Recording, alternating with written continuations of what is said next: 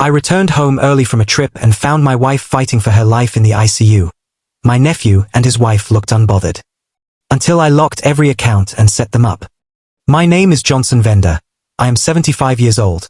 And the day I returned home early was the day my life cracked open in ways I never imagined.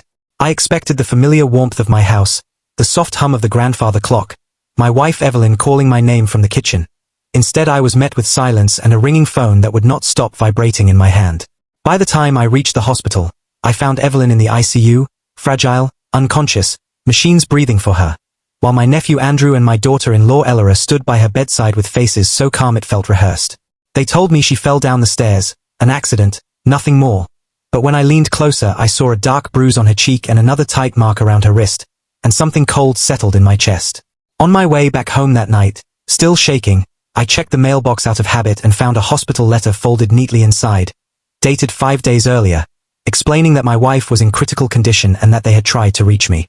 5 days, my wife fighting for her life, and no one thought it important to call me. When I returned to the ICU the next morning, I asked Andrew and Ella again what happened. Slowly, carefully, watching their eyes instead of their mouths. They repeated the same story. The stairs were slippery, Evelyn lost her balance. But there was no fear in their voices, no guilt, no panic, only impatience, and they even suggested I should go home and rest because of my age, as if my presence was an inconvenience. I have lived long enough to know when people lie politely. That same week, while Evelyn lay silent between life and death, I began checking records I had not touched in years. Accounts I trusted because they belonged to my wife. That was when I saw it, a $5.5 million withdrawal from Evelyn's trust fund, broken into clean, calculated transfers designed to avoid my authorization. My hands trembled as I followed the trail, each click revealing another betrayal, until I discovered Andrew and Ella had met with our family attorney, a man named Corbin Halamu, 4 days before Evelyn's fall. They had altered her will, redirecting a large charitable donation to Andrew, claiming my children were gone and there was no reason to preserve my wife's original wishes. When I confronted Andrew privately, his smile never reached his eyes. He leaned close and told me accidents happen to old men too, especially near staircases. In that moment, my doubt became certainty. Fear tried to rise in me, but grief was louder, and love for my wife burned hotter than either. I decided then that if they wanted a war built on silence, I would answer with truth. I checked the home security system next, only to find the staircase camera footage conveniently deleted. But they underestimated my stubbornness and my memory.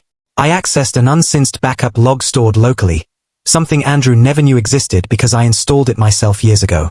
Before I could restore it, a former caregiver named Lucy contacted me, her voice shaking as she confessed that Andrew and Ella sent her away the night Evelyn fell, claiming family matters required privacy.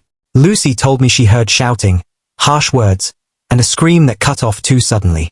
When the recovered footage finally played, I had to sit down, because there it was, Ella shoving my wife with force, Andrew waiting below, watching as Evelyn tumbled like she meant nothing. I did not call the police right away. Revenge, real revenge, requires patience.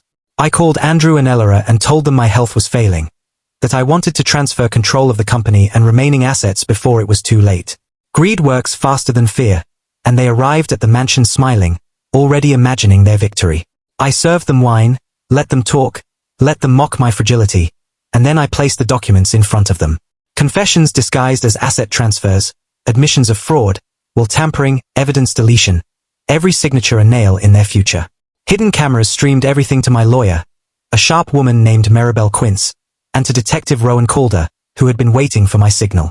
The moment they finished signing, the doors opened, and the color drained from their faces. Andrew tried to speak, then tried to run, but there was nowhere to go. Ella screamed, accused me of setting a trap, and she was right, because traps are built for predators. They were arrested that night, charged with attempted murder, financial exploitation, conspiracy, and obstruction. The courtroom months later was colder than the ICU, and I watched without blinking as they were sentenced to decades behind bars, stripped of every illusion they thought they owned. Evelyn survived. Recovery was slow, painful, and full of tears, but she lived, and every morning I thanked God quietly for that mercy. The stolen money was returned, and together we created the Vender Foundation, dedicated to protecting elderly victims of domestic abuse, financial manipulation, and silent cruelty from those they trust most. Andrew lost everything, his reputation, his inheritance, his freedom. Ellara's family disowned her, her name became poison, and even in prison she was avoided, because women who harm the vulnerable are never forgiven. Now, when I walk past the staircase, I hold Evelyn's hand a little tighter.